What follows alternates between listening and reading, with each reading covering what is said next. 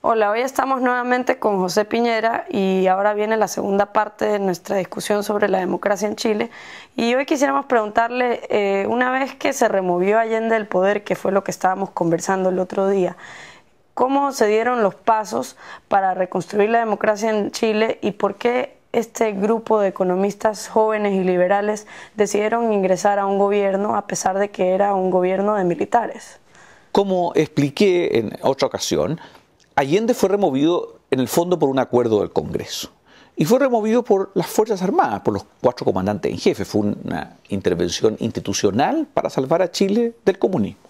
Ahora, lamentablemente, cuando se remueve a un presidente, se produce una cierta violencia y ambos lados cometieron excesos. Ahí los terroristas de izquierda y las Fuerzas Armadas luchando contra los terroristas de izquierda. Pero la culpa de esos excesos, que yo condeno absolutamente, es de quienes generaron la violencia política en Chile. O sea, la gran lección es que no debe jamás usarse la violencia para intentar transformar una sociedad. Y eso es lo que trató de hacer Allende, la izquierda, el Che Guevara, Cuba, Fidel Castro. Ellos introdujeron la violencia en América Latina y en Chile y se encontraron con que las Fuerzas Armadas los detuvieron en seco y lamentablemente en esas situaciones de casi guerra civil ocurren todo tipo de excesos.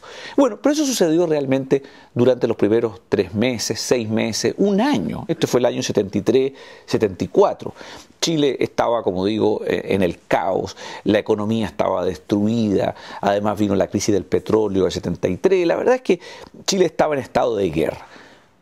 Y es a principios del 75, o sea, un año y medio después de esta cuasi guerra civil, cuando ya el país estaba en relativa calma, pero todavía la economía destrozada, que un grupo de economistas que creemos en la libertad y en la democracia, tuvimos que enfrentar una encrucijada, que era decir, nos quedamos en las universidades, eso ya sea en Chile o en Estados Unidos, nos quedamos en la empresa privada y simplemente observamos el proceso, con la posibilidad de que el equipo militar, por no saber manejar la economía y la sociedad, destrozara también el país, o por lo menos no arreglara los problemas de fondo, y tuviéramos que vivir mirando a un gobierno militar por 50 años, por 40 años, como fue el caso de Franco en España.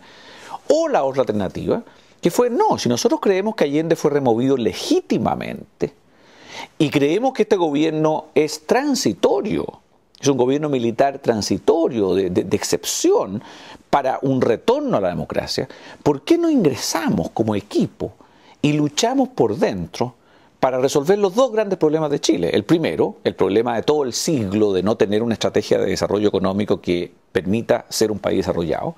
Y el segundo, que es cómo transitar de manera gradual y pacífica desde un gobierno militar a un gobierno democrático, pero democrático estable. Por lo tanto, en el 75 comenzamos este equipo de gente joven, liberal e idealista a entrar, no porque nos encantara el gobierno militar, sino que era porque el gobierno que existía en Chile. Lo importante en la vida no es solo ayudar a gobiernos que son perfectos, porque en ese caso solamente podríamos trabajar con Suiza, quizás con un cantón de Suiza, donde casi todo debe ser perfecto, pero no hay ningún presidente del mundo que es perfecto. Putin, Bush, Chirac, todos son criticados, hay que reconocer que el mundo y los gobiernos son imperfectos. Lo importante es ser fiel a sus principios y entrar a ese gobierno para hacer lo que es correcto y no transar en lo que es correcto. Y entonces este equipo decidió entrar muy claramente para salvar a Chile de la pobreza y de la opresión. Y fuimos capaces de hacer una revolución económica. Y Chile era uno de los países últimos en todos los rankings de libertad económica del mundo. Y sin embargo, este año, Chile aparece como el país número 8 en el ranking de libertad económica que publicó el Wall Street Journal. Imagínense ir de ser el país último del mundo al número 8. Y los 10 primeros son todos países, el resto anglosajones. O sea, el éxito de la transformación económica chilena es extraordinario y Chile realmente va camino a ser un país desarrollado. Yo creo que en los próximos 5 o 10 años Chile va a ser el primer país de América Latina en salir de su desarrollo. De manera tal de que estamos nosotros muy contentos de haber ayudado a sacar a nuestro país de la pobreza y de la desesperación, porque eso es una enorme contribución a la felicidad de la gente y también a crear un sistema democrático.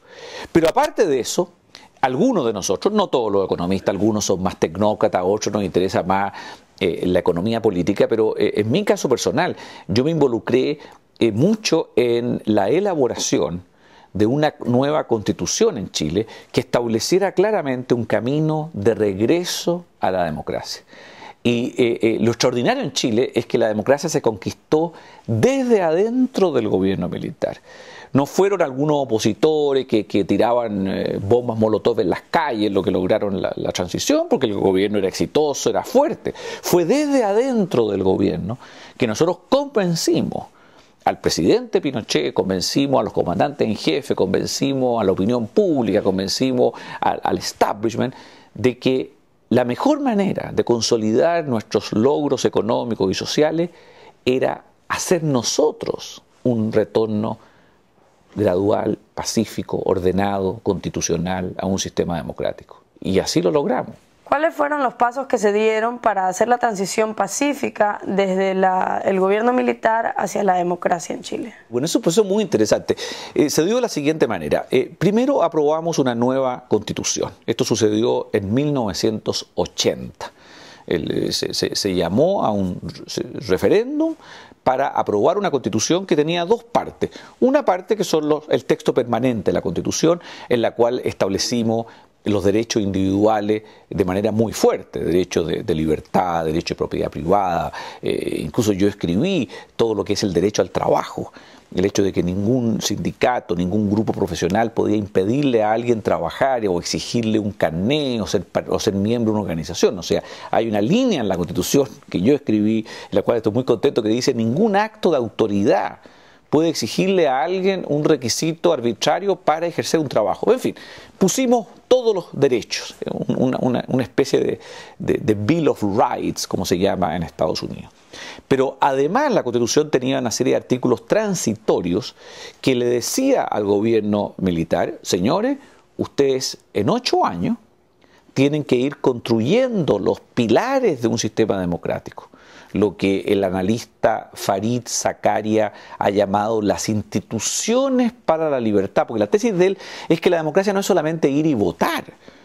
Para que haya una verdadera democracia tiene que haber al mismo tiempo un Estado de Derecho, tiene que haber una buena ley de partidos políticos, tiene que haber una buena ley de tribunal constitucional, tiene que haber televisión privada, tiene que haber universidades privadas, tiene que haber un Banco Central independiente. En otras palabras, tienen que haber instituciones que limiten el poder del gobierno, y después, por supuesto, tenemos que elegir a quién preside el gobierno, pero ese gobierno es un gobierno limitado por instituciones.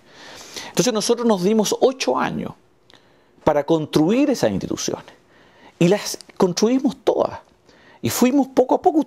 La gente no sabe que en Chile no existían televisión privada. Habían solamente 2 canales, uno del gobierno y otro de la Iglesia Católica. Eso es casi totalitarismo.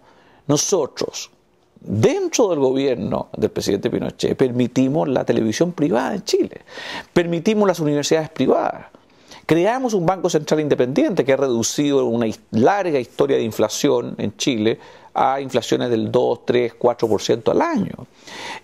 Creamos Estado de Derecho, en fin, hicimos muchas de estas instituciones para la libertad. Y al final de ese proceso, entonces se llamó a un referéndum y a elecciones libres, tanto así que ganó un dirigente opositor, don Patricio Aylwin, y el presidente Pinochet, pacíficamente y de acuerdo a su propia constitución, le entregó la banda presidencial al presidente Aylwin. O sea, una transición ejemplar, pero una transición liderada desde el gobierno. Y eso prueba la vocación democrática de este gobierno, que no era de elección democrática, porque había nacido de la crisis de la remoción de Allende, pero que fue capaz de construir de nuevo lo que es la democracia quizás más sólida que hay en América Latina. Por lo tanto, todo el proceso termina en un gran éxito el 11 de marzo de 1990. Chile termina con una economía de libre mercado creciendo al 7% al año. Chile termina con un índice de pobreza que baja de 40% de la población a 15% de la población.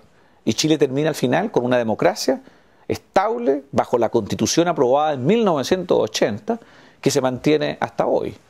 De manera tal de que el éxito de Chile está en esas profundas reformas que se hicieron en la década del 70, que fueron reformas coherentes, profundas, ajenas a intereses creados, tratando realmente de hacer lo que era bueno para el país y al final marcadas por el sello de la libertad.